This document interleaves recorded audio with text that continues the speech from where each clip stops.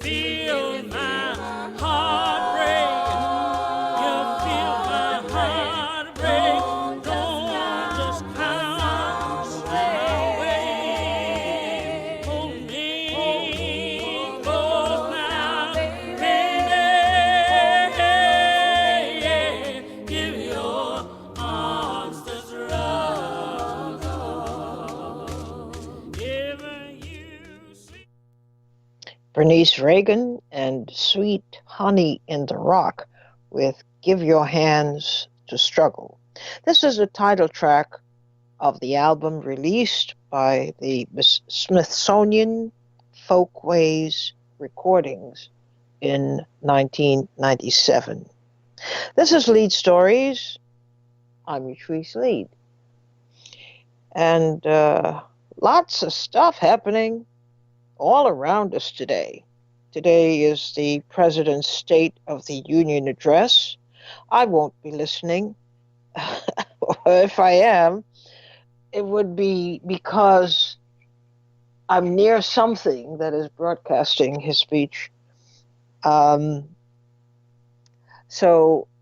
I'm not going to be listening to that. I think, his conduct is so reprehensible. I don't even want to hear his voice, because if his mouth is moving, it means he's lying. And we've had enough of that.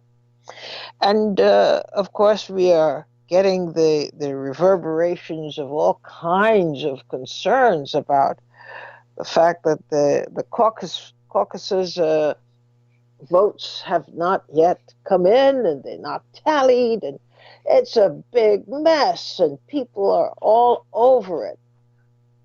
Just calm down. Just calm down. Yes, it's a very important vote, and yes, it's very important that, the vote come in. Okay, the votes come in, so people would know who won and whatnot. But there was a glitch. The Martians didn't invade the United States and cause it to happen. It wasn't one of those things. It simply was a glitch. And it delayed the tallies of the votes and so forth. But people were going crazy. They still are. Out of their minds. How could this happen? And we want Tom Perez. We want him fired now. This is not supposed to happen. Listen, it's an accident. It was not foreseen that it would happen. And we should be grown up enough to accept that this was not a planned conspiratorial thing. It just is an accident.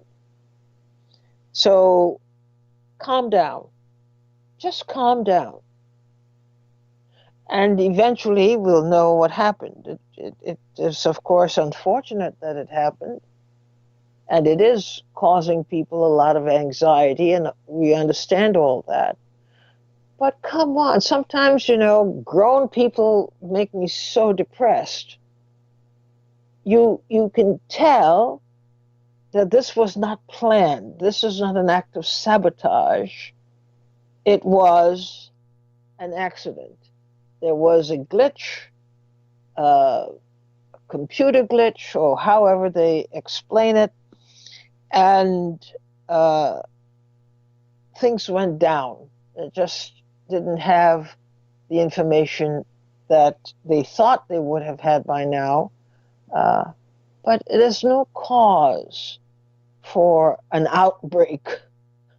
There's no cause for people freaking out and carrying on. Just calm down, and things will proceed. They'll get it fixed, and we will know what the results are. See, I'm calm. I can't stand when when something happens, something very serious happens. You didn't expect it to happen. That people just freak out. And it happens almost every time. And it's not, I mean, yes, it's a big deal. It's a big deal. And I could understand the anxieties that people have because so much is riding on these votes. But at the same time, it's it's an accident. It's an unforeseen accident that occurred that caused the numbers or the figures or whatever it is that people were waiting for to occur. It's not lost forever. It's not going to be something permanent. It is just an accident. That's all it is. Calm down. Don't freak out. It drives me crazy when people freak out. I mean, freak out when it calls for it, of course. But in the meantime, I mean, we all grown and we can figure out that this was not a planned thing. It was, as I said, not an act of sabotage. It's just an accident that happened. Unfortunate, yes, that it happened. Disappointing, whatever it is you want to call it. But it was an accident. Just take a chill pill and calm down, and things will work out. I want to talk today about, uh, well, what we've been talking about. This president of ours, of yours, I'll give him to you. You can have him. I don't want him. Uh, and where that puts us as a nation.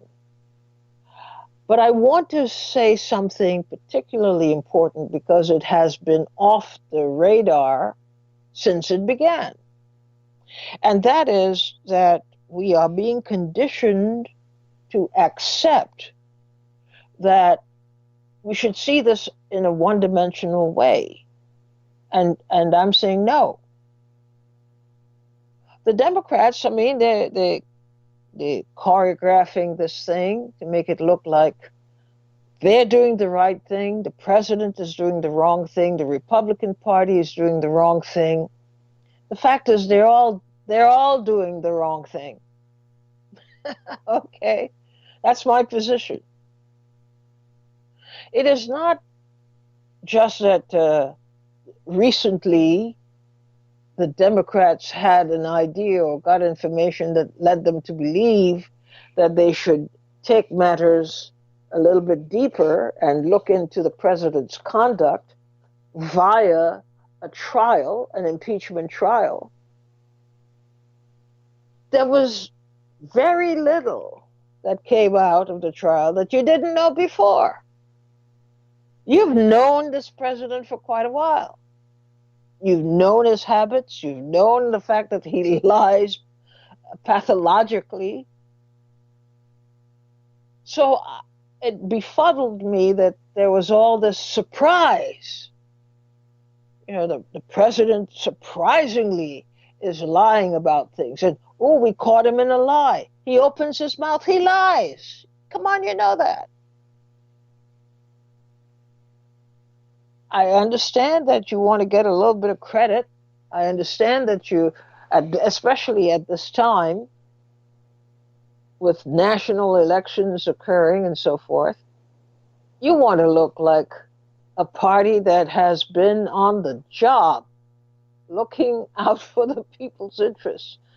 You didn't care about the people's interests. Nancy Pelosi didn't care about the people's interests.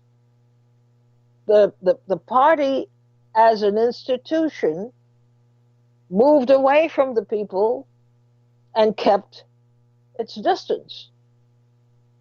Now it's like, oh, we are very, very concerned and we are here to protect the interests of the people. And, well, look, listen to this speech made by Mr. Schiff's, Congressman Schiff from California, and listen to the passion and the sense of righteousness and the sense of, being aggrieved, wanting to rise to protect all in the country. And they're doing their job, and they're looking out. They're highly moralistic now, because the president is the problem. The president is the problem. And they're doing everything they can to rein this man in and to, if possible, remove him from office. Now, I'm not saying that there isn't some truth to what they're saying. I'm saying that we must remember nobody is clean here. Nobody. They have, both Republicans and Democrats, and even some of the other extraneous parties that we have, they've walked away from the people. They've walked away from their jobs. And their main job is to protect the interests of the people by doing their job. That's what they're there for. But suddenly it has come out with such a sense of passion, and it's accompanied with a lot of breast beating and conscience and morality and all of that kind of stuff. I don't doubt that some of them actually do feel that way, but I'm not impressed with that. I understand it's acting. It's good acting. It's appropriate acting, perhaps, but it does not excuse the Democrats from the main sin that they have been committing over these past years. They have removed themselves away from the people. They have decided that it was easier to do it that way. They didn't have to get all exercise. They didn't have to do all this work. This stuff is work. Nobody wants this kind of work. But insofar as they're doing it, they want us to appreciate the fact that, it is because of a moral imperative, because they're morally superior to Trump and the Republicans. So we're getting all of that in the mix as well. Listen to the summary speech by Adam Schiff, who was the lead, what they call them now, managers of this process. This is what he had to say.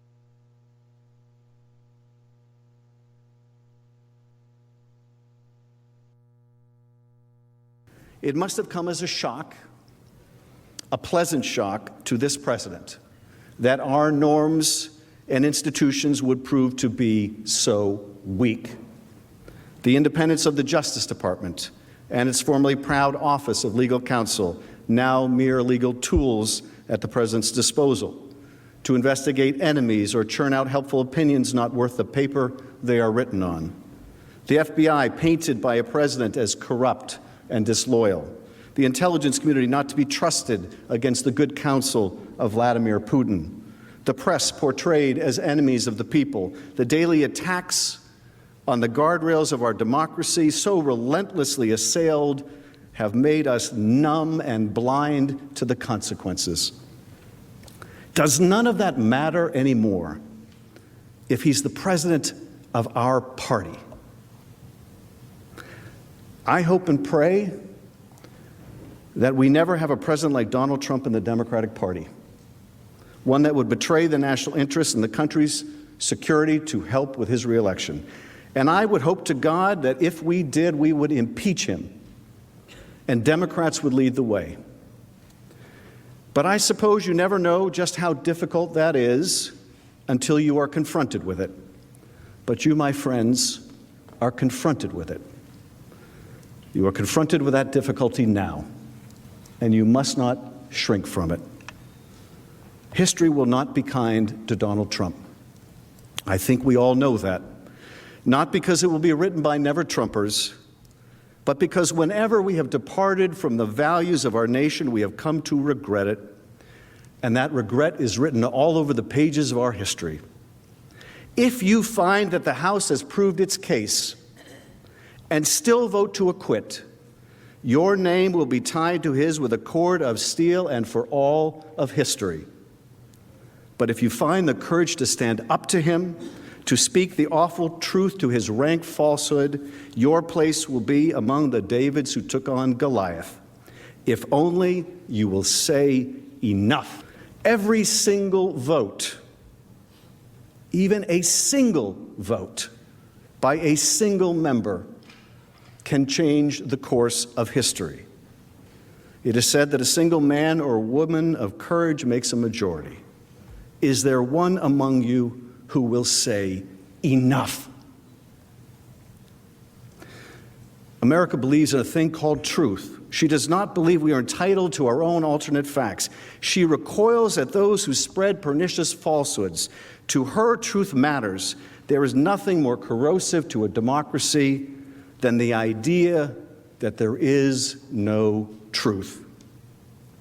America also believes there is a difference between right and wrong, and right matters here. But there is more. Truth matters, right matters, but so does decency. Decency matters. When the president smears a patriotic public servant like Marie Yovanovitch in pursuit of a corrupt aim, we recoil. When the president mocks the disabled, a war hero who is a prisoner of war, or a Gold Star father, we are appalled, because decency matters here. And when the president tries to coerce an ally to help him cheat in our elections and then covers it up, we must say enough. Enough. He has betrayed our national security, and he will do so again. He has compromised our elections, and he will do so again. You will not change him. You cannot constrain him. He is who he is. Truth matters little to him. What's right matters even less, and decency matters not at all.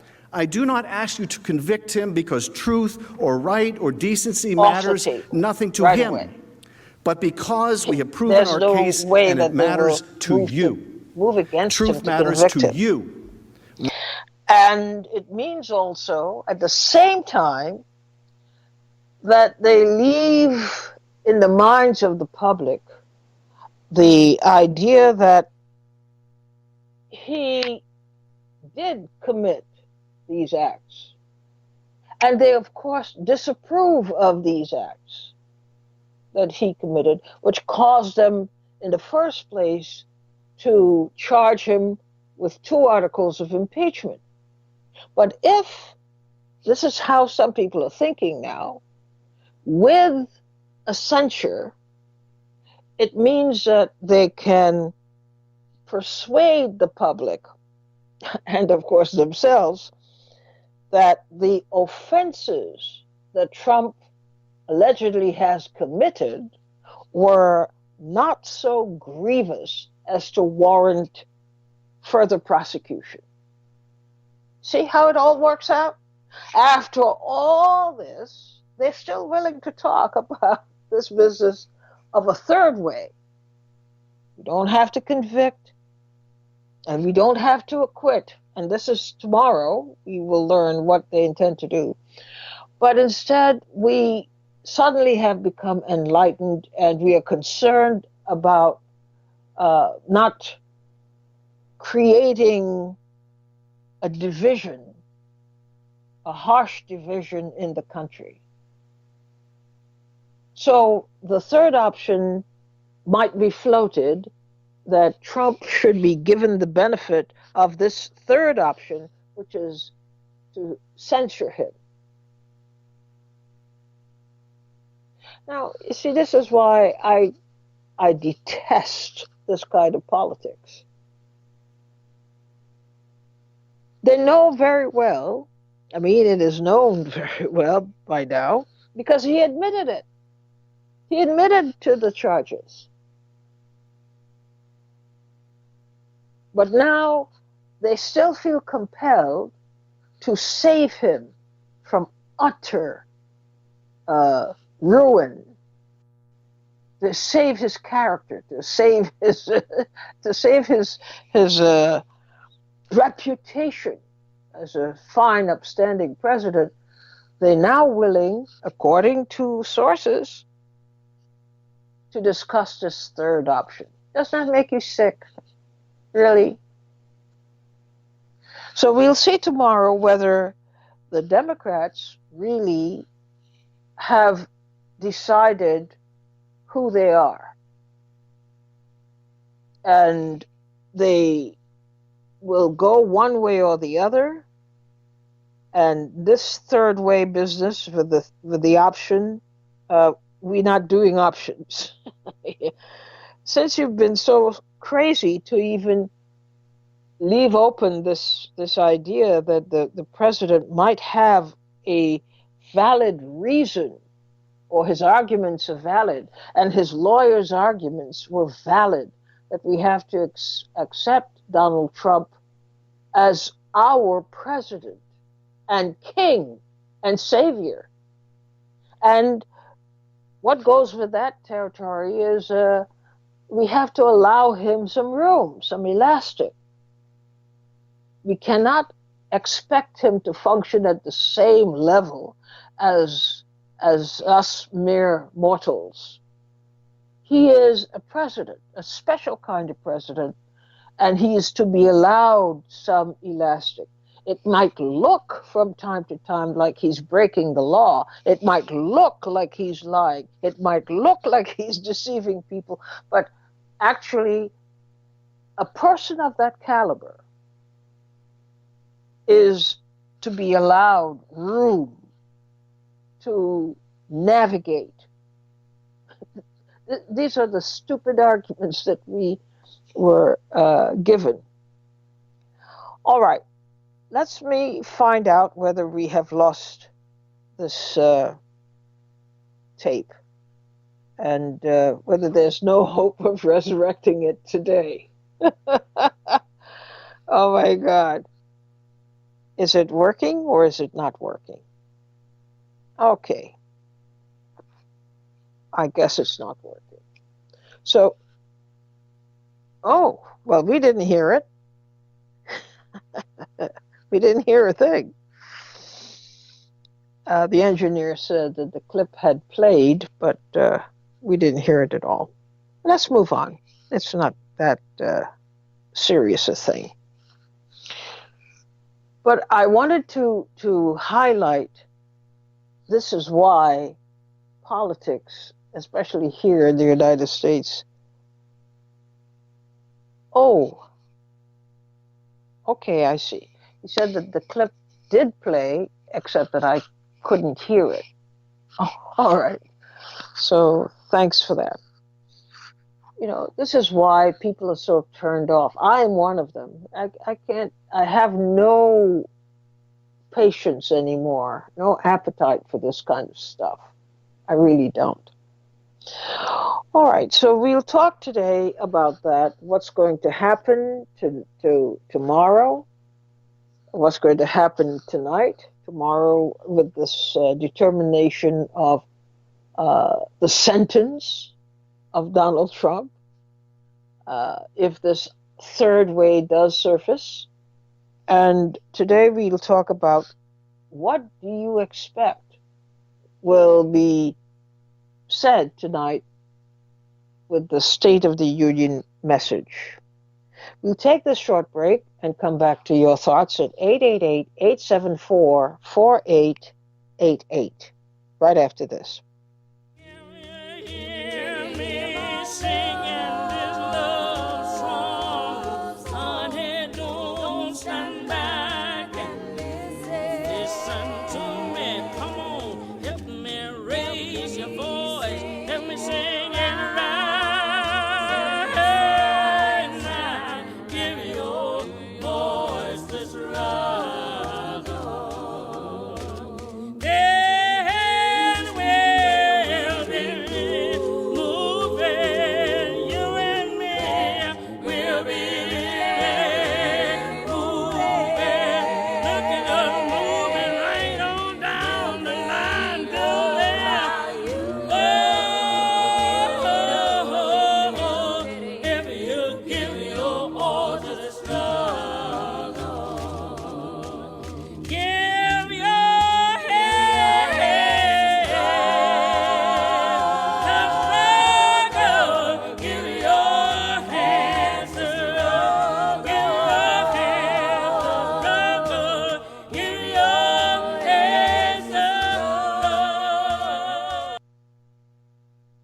We're listening to Leid Stories on PRN.FM. We're talking about the fact that if for a moment you were you were mesmerized by the Democrats to the point where you might have forgotten who they really are, it's good to keep in mind that while things are being engineered in such a way as to make Donald Trump the pariah, and the Democrats are the saintly ones just trying to get justice for the people by impeaching him.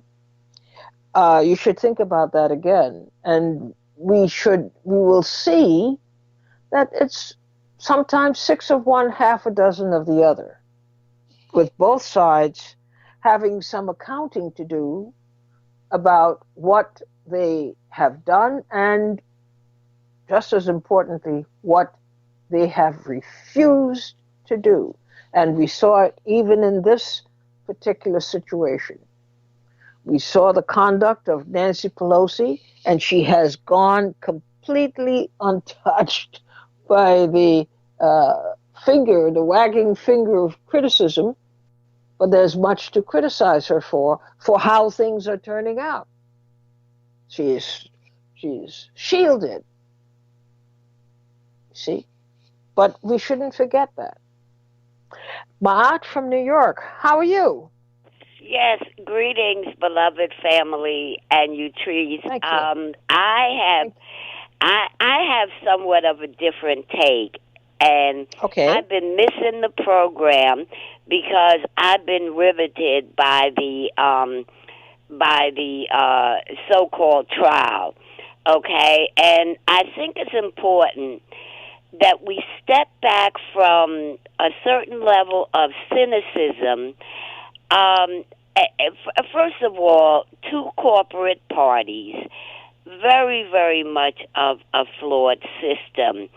But I felt in terms of much of the legal argument and strategy on the House manager's part was brilliant. I mean, I could barely keep my eyes open at some point, so I would go and then I would try to listen on WNYC, and then as I got some rest. But what they miss in terms of the Democrats, I think it's important when you have one of the parties that is basically that wins by cheating.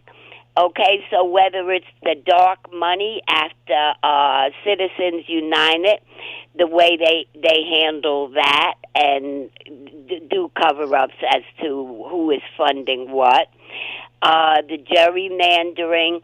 For example, the Senate, one particular district could get or had gotten 53% of the vote for a Democrat, but because of gerrymandering, the 47% prevails. And there's all kinds of problems with the Senate. 70% covers 30% of the population and vice versa. But what I think they miss in terms of the Democrats is if they had lined up other charges, it makes it too easy for those vicious Republicans for them to, just dismiss even something outrageous like endangering national security. One of the things that they miss is talking about the Putin talking point and the fact that if this scheme had gone through, there's blackmail there. Okay, which of course has been a pattern because as he was trying to do his tower up and through the election, somebody like Putin, they can use that against him, and they probably were. I think they should have added more charges, such as the emoluments. They didn't have to have too many hearings around that because that's in public, in your face. And I think that they miss where Al Green Representative Al Green was coming from, which was brilliant around the overt bigotry, how it would affect policy moving forward and the incitement of violence. So I think they should have stacked up the charges, okay? And the Republicans have gotten to they are literally a cult, okay? I mean, I want to discourage you from using those terms because everybody, kind of sinks into that mode, calling them a cult. They're not a cult any more than the Democrats have been a cult. But I did say, and you see, this is what I'm testing, whether people are listening. This whole thing, this whole trial, these articles of impeachment, both of them, have nothing to do with justice. They have to do with protecting Joe Biden. Well, that's That why I was say what they it was should have from the focused beginning. on his trying to coerce in terms of, I don't know whether you followed it that closely, around what he said in this memo summary of the transcript, where a crowd strike, this idea that he was asking Ukraine to come forward and basically implicate themselves in what Russia did. And I mean, as flawed as the Mueller proceedings were, I mean, he implicated about 26 people, the keystrokes at the Internet Research Agency, and they should have brought out, because the constant harping on Biden didn't help their legal strategy, because the way the Republicans treat Democrats and anybody who's not part of their whatever you want to call them, I mean, look at what Ron Paul did. But we're all over the place. Let's streamline our discussion. The thing is that the reason, this is what I'm saying, why we have to look very closely at the conduct of the Democratic Party in all of this. It was disingenuous. It was deceptive. And it was aimed specifically, all of these resources were to be invested in saving Joe Biden. That's really what the whole plan was. And people went along with it because, I mean, nobody's thinking that the Democratic Party would do something like this. But yes, they did. And they got away with it in the same way that Trump did what he did and seems to be getting away with it. We'll know tomorrow. That's what I'm saying. We have two parties of the same conduct, same behavior, and not caring that they are perpetrating openly a deception, a great deception, in order to save the candidate that they decided a long time ago would be the leading candidate. That's what they did. And if you really, now that you have watched and you have picked up the different pieces, you would see, starting from the only two articles of impeachment, both of them still having to do with Biden.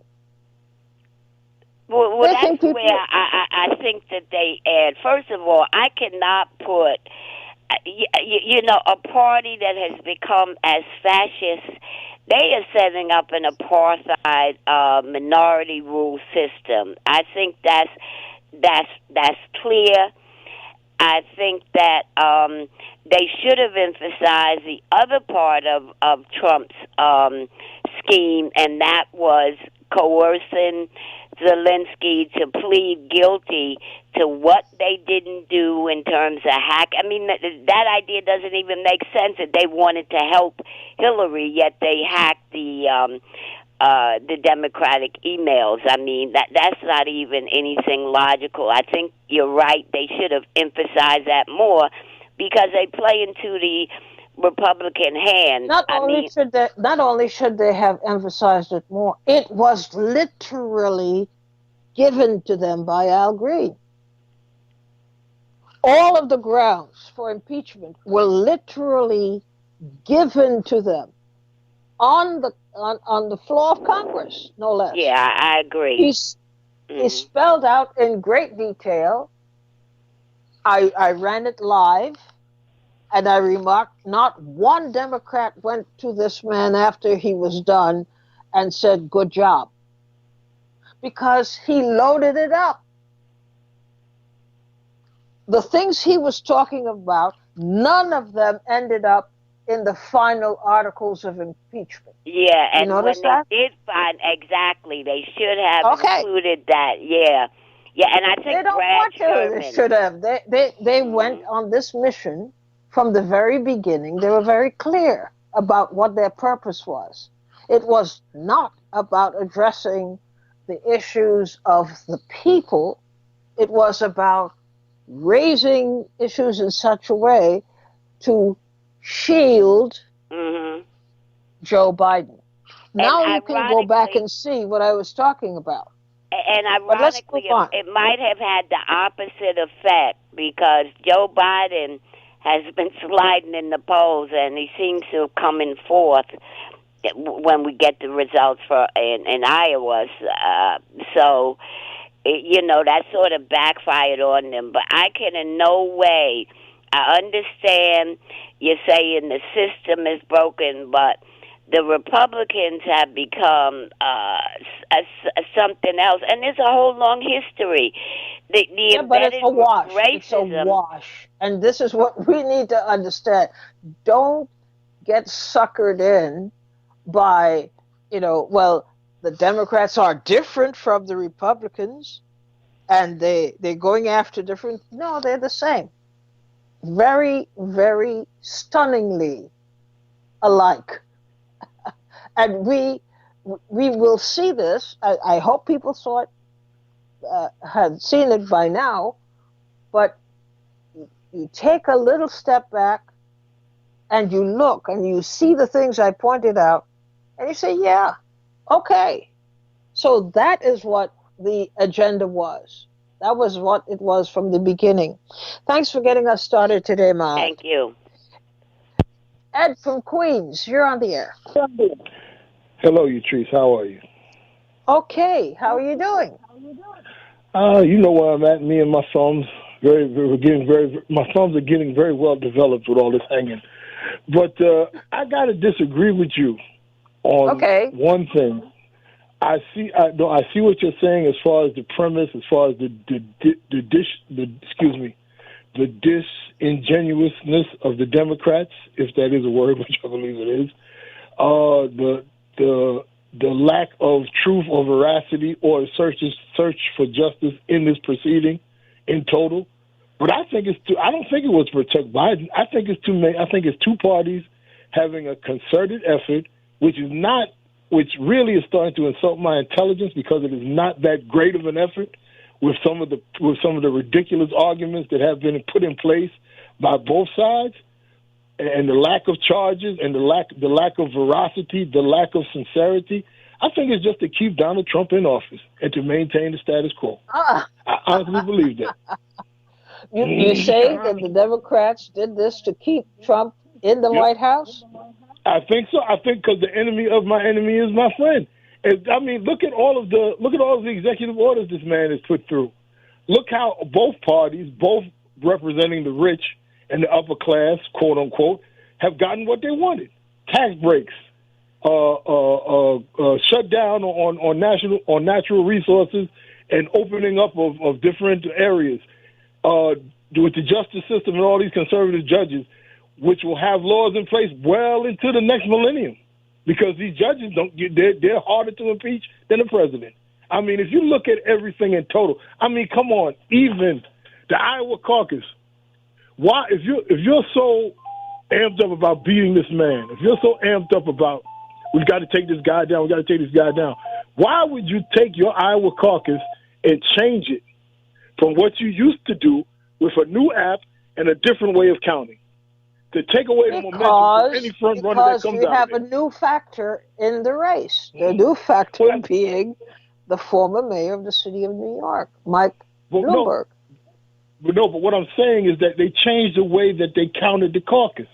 They used an untested, unvetted app. Why? You're taking away momentum from anybody who comes. The whole thing with the Iowa caucus is momentum. When you can take that victory and use it to move you through the quote unquote political process in this country, they've taken that away. They've shot their own selves in the foot. Yeah, but the intention was to impress how far ahead the Democratic Party has come.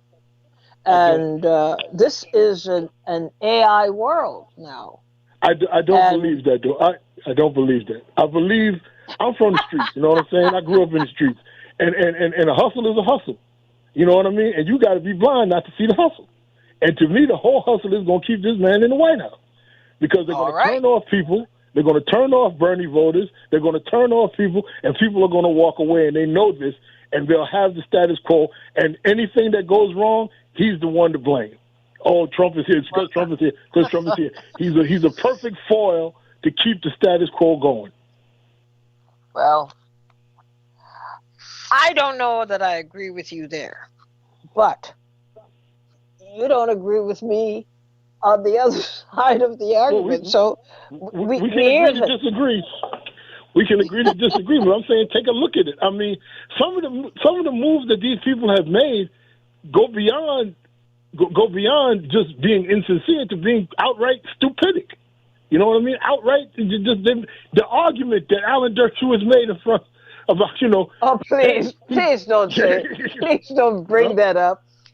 Well, come on, I'm saying, look at this. I mean, I wouldn't expect that argument from my son. Come on, Dad, I did it, but I called really it mean to do it. Stupid, just plain stupid argument. But well, that's what I'm saying.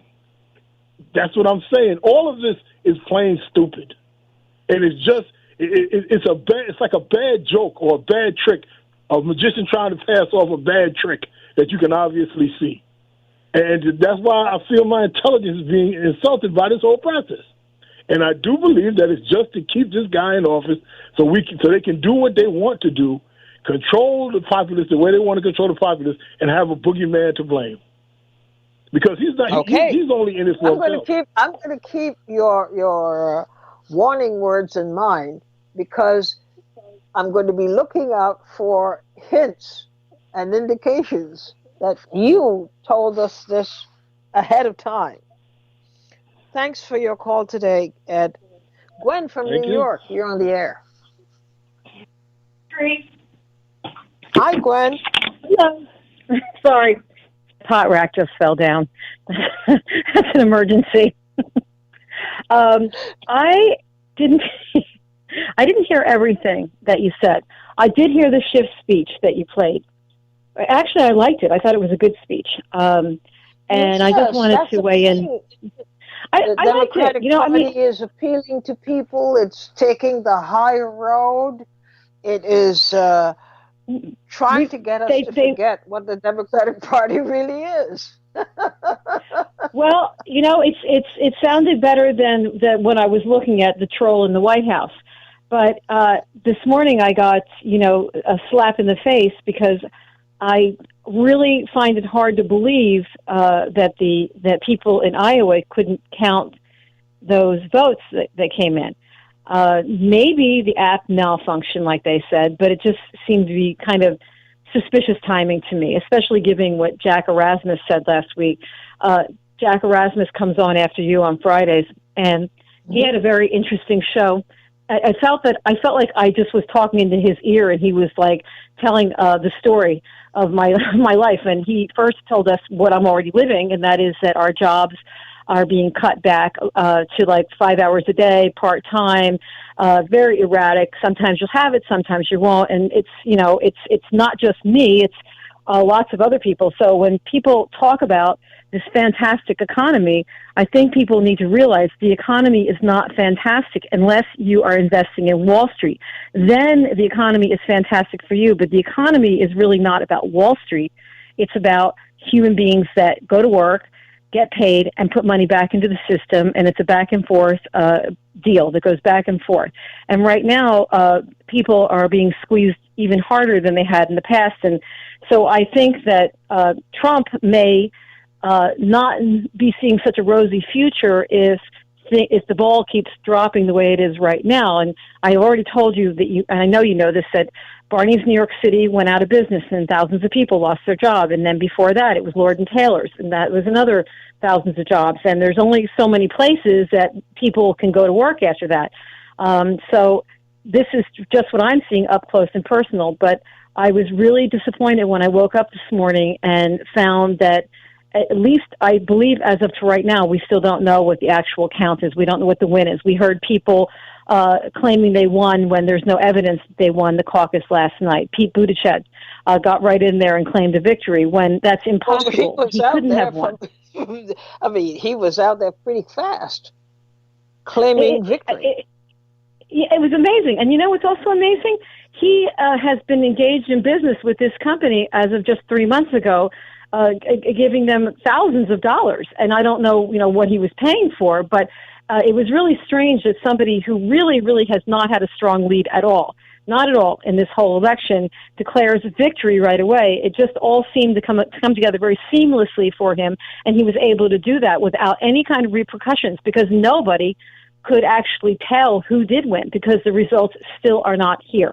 And I just find this kind of stuff to be very suspect. I don't think that this just happened as a glitch, and it really threw. It hasn't thrown the Bernie campaign yet into a tizzy. But I want to tell you this: something else Jack Rasmus said last week, and I have to say I'm watching it. He said that if Bernie won this caucus and the next couple of caucuses, that the Democratic Party was going to go after him like they were on steroids, and we were going to see mass campaigns against him on the media. And don't I turn on Democracy Now! This morning, and our little Amy Goodman has a guy on from the Republican Party, David Fromm, who helped to promote the Iraq War, did all kinds of propaganda for them for 5 years. And this is the expert we had on Democracy Now! Telling us why it would be a bad thing if Bernie got this nomination. And it just made me furious because, of all people, people, I really hate it when people who claim to be on the left and progressive just totally sell out. And this is the last thing people needed to hear this morning when they woke up was an advertisement for why Bernie shouldn't be your president. As a matter of fact, anybody who heard that should dig their heels in even further and know that that's exactly why he should be your president. Because all of these people that had their money... Now, do you understand why Hillary Clinton took the lead on this issue? Absolutely, absolutely. She went out and stabbed him last week, and it was unbelievable. But I had to say, she made herself look so bad. It was the worst thing she could have done for herself, just as a person. Because when you go out and talk to people about Bernie, even if they're not voting for Bernie, I've never heard anybody say anything nasty about him or say that he's not well liked. If Bernie's not well liked, then why is it that I've never gone to a rock concert as big as those rallies he has? I'm a kid from the 70s. I went to rock concerts. I've never seen anything like this. So he's pretty well liked. It's just, and I have to say, I feel really good that the creeps in the Senate that work with him don't like him, because that means he's not on the same page with selling us out like they are. Thank you, and I think you're on point. Thanks so much, John from New Jersey. You're on the air. Hey, I just have to say. I'm sorry. How are you? I hope you're doing well. Okay. Good. Thank you. We're breathing, so that's important. I just have to say, Ed, I don't know where you're from. Ed from heaven. Ed, you are brilliant. Absolutely brilliant. You nailed it. What's going on in our political system today? Years ago, I described it as a good cop, bad cop situation. And the good cops were i.e. the Democrats, and the bad cops were the Republicans. And that's exactly what they're doing to us right now on a massive scale. This idea of Google directing votes, millions and millions of votes, in the direction that Google that they wanted to go is happening to us right now. And if we don't wake up now and start, I don't want to say the word, they're just going to steamroll us right into the ground. That's what they're going to do. And I feel bad for everybody. I wish that they were paying attention more. I wish that the information they were getting was righteous, but it's not. Even the priests, even the police, even the lawyers, they're all in on it. It's a Even the gigantic priests. scam. You include even the priests. Am I out of school? Am I talking out of school here? No, I mean, you're not. You're not. You're not. You're not. I've been living here, and I never really started paying attention until George W. Bush got elected. At that point in time, I was making signs and going to protest and risk being arrested or beat up. And nothing has changed. It's still the same. The people who aren't going to do anything aren't going to do anything, and they're going to be the first ones in the street with their family and their furniture. That's what we're facing, ladies and gentlemen, and you better wake up to it. I love you, my dear. Keep on doing what you're doing. I will pay attention to every word that comes out of your mouth. You have a good day. Thank you, John. Thanks so much for calling in and sharing your thoughts. And that brings us almost close to the end of the program. But you see the value in exchanging opinions and ideas. Everybody has something that they can put in the pot that is of value, great value. If only we take the time, we slow down enough to literally understand the minute details of what people are saying, because there's truth in it. There's truth in it.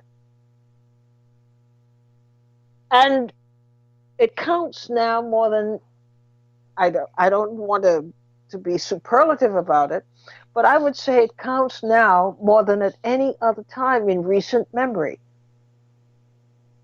Because we are going through a very sophisticated process. People will do all kinds of things to persuade us that they're on our side. They're looking out for us. They are reflecting our priorities, but they're not. It's the same thing with a bunch of different faces. And we have to be clear about it. You always have to be on point. You can't let your guard down. Because who was it today who talked about, Gwen, talking about, presenting a whole different, a different character to how things are being done now. Very smooth, very personable, to get you in to their clutches. So you have to be very, very careful, very much on point, and don't doubt yourself. You could question yourself, but don't doubt yourself. Very often when we react to something, you think you're just being, you're just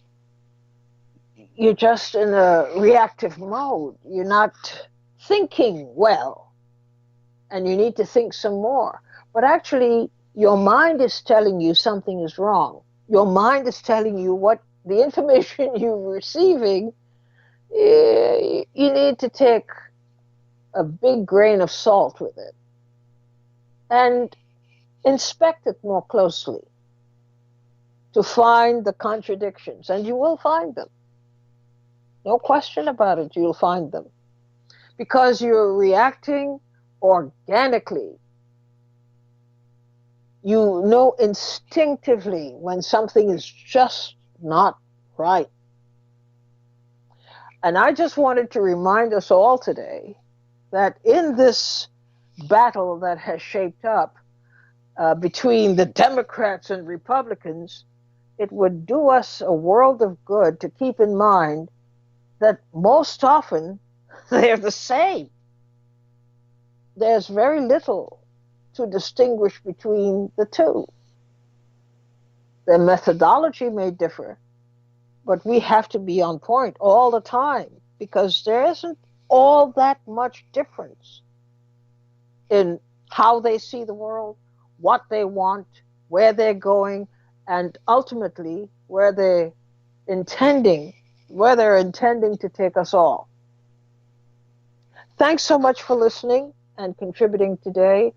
We'll come back to each other tomorrow. If you have a mind to watch the State of the Union address tonight, do so.